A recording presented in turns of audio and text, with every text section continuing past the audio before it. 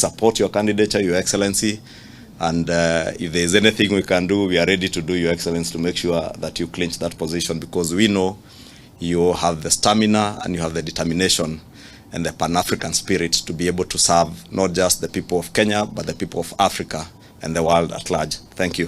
Thank you. Thank you, Kimani. Thank you. Just the report. The report. Just come forward. Yes. No. Forward.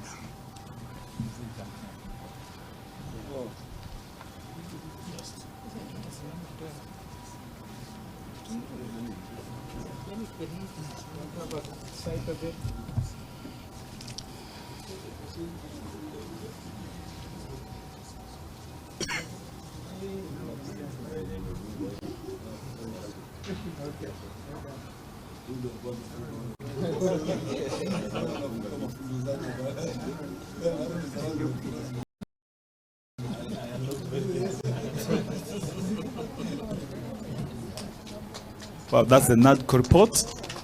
It has officially been presented to the Right Honorable Raila Odinga. Thank you. Now we can, yes?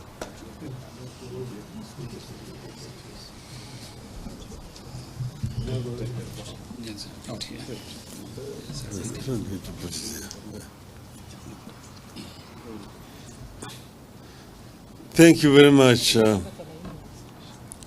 Honorable Hon Ichungwah and Honorable Stephen Kalonzo Musyoka.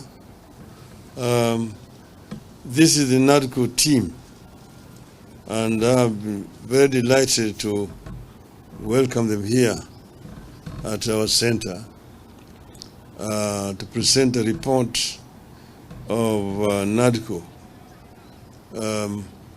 You, of course, members of the Fourth Estate, live in Kenya, and you know very much the circumstances that led to the formation of this NADCO.